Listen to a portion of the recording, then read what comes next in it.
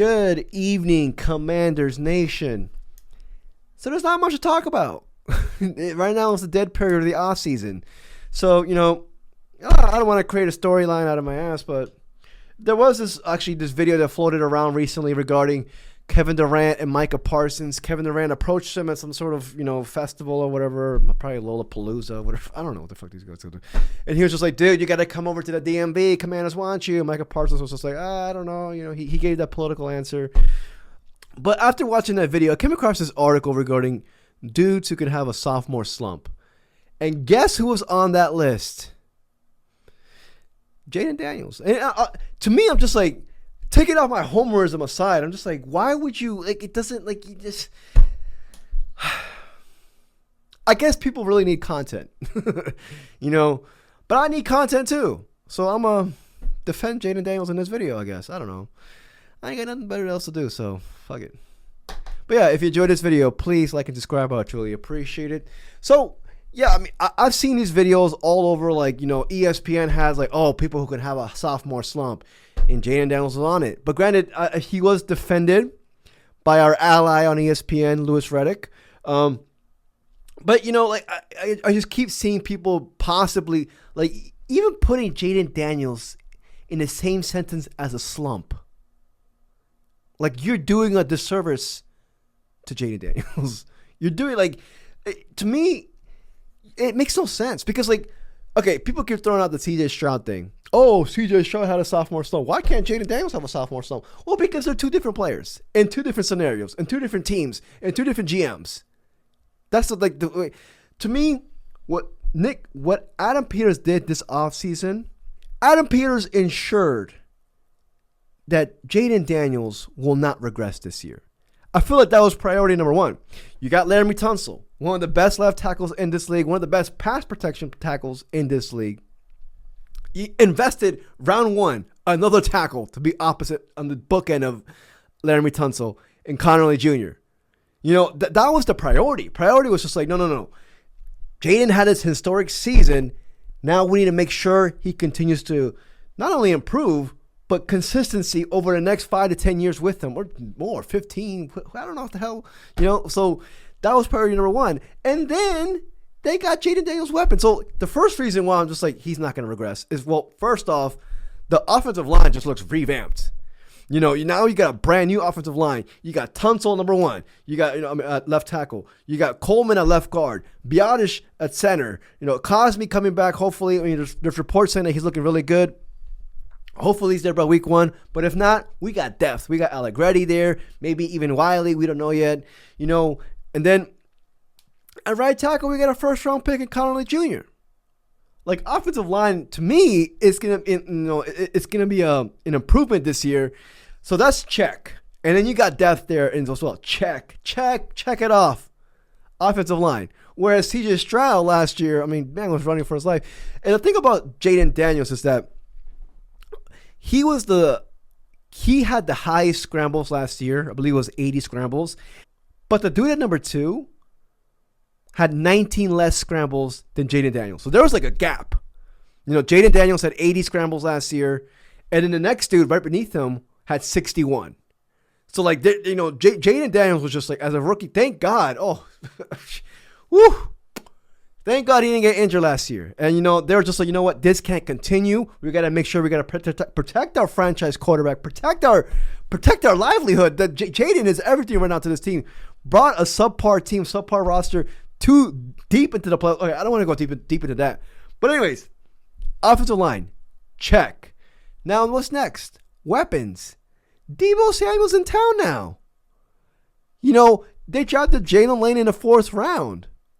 Now, people might be thinking, oh, are you really going to use a 4th-round pick? It's no, dude, Jalen Lane's not your average 4th-round pick, man. He is not. I think he's going to have an immediate contribution this year.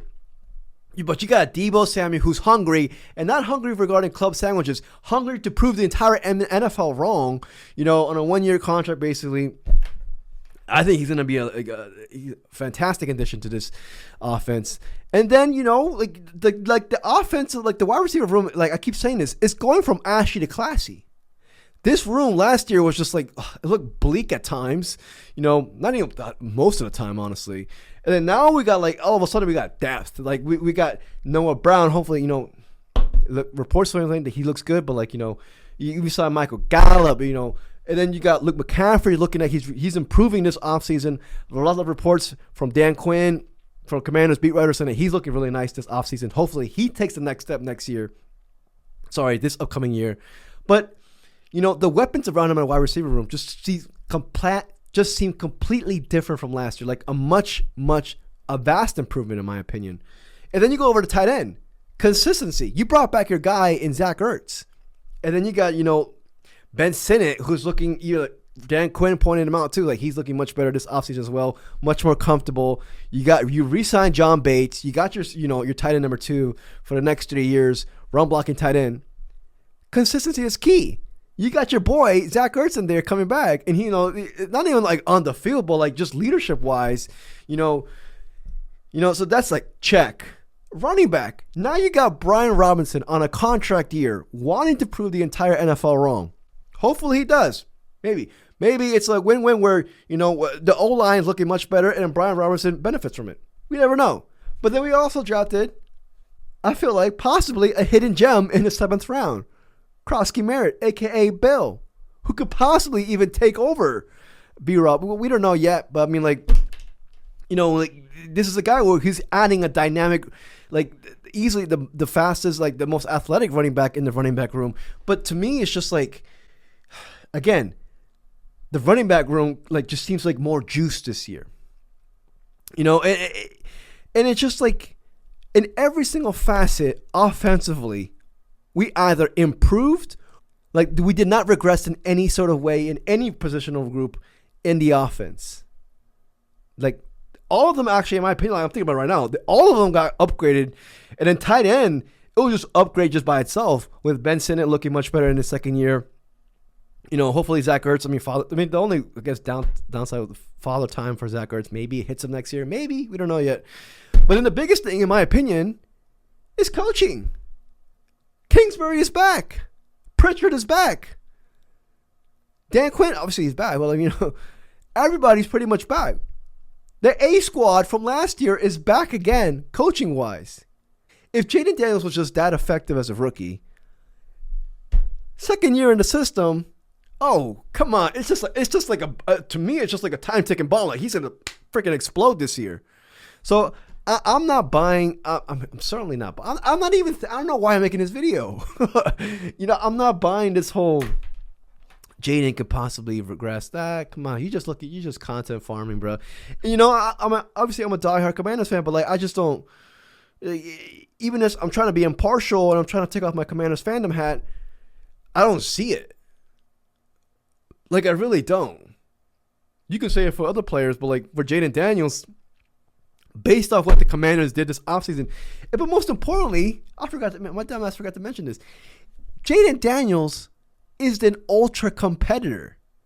Jayden Daniels wants to win. He wants to be great.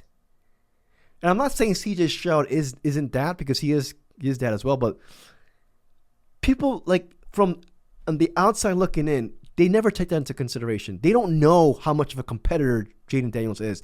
They don't know how much he hates losing.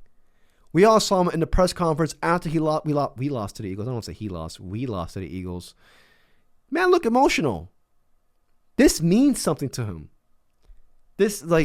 So just that alone, he's going to will himself to not regress, but to take the next step.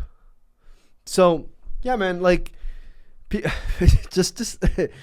no, man. Jayden Daniels is not. There is no such thing as sophomore slump with this man. No, we're not worried about, but like, if I'm gonna put my worrisome on something else, it's gonna be possibly on running back. I want to see what Brian Robertson does. I want to see what Krosky Merritt, what he has to offer. It's gonna be somewhere else. Jayden Daniels is the least of my worries. He's the least. We're thankful. I'm thankful for this man. This man saved my life. He saved my life. Okay, he didn't save my life. He gave me life. There we go. Jayden Daniels gave me life. He gave all of us life. He gave the DMV life. I'm thankful. I don't know what I'm saying. But yeah, man, I feel like I should make a quick video on this, man. I was going to show clips of these ESPN videos, but I was just like, you know what? I don't want to, add fuel to the fire. Who cares? But yeah, man, he's not going to regress. So, I don't know. This is your shitty ass content for the day, I guess. But yeah.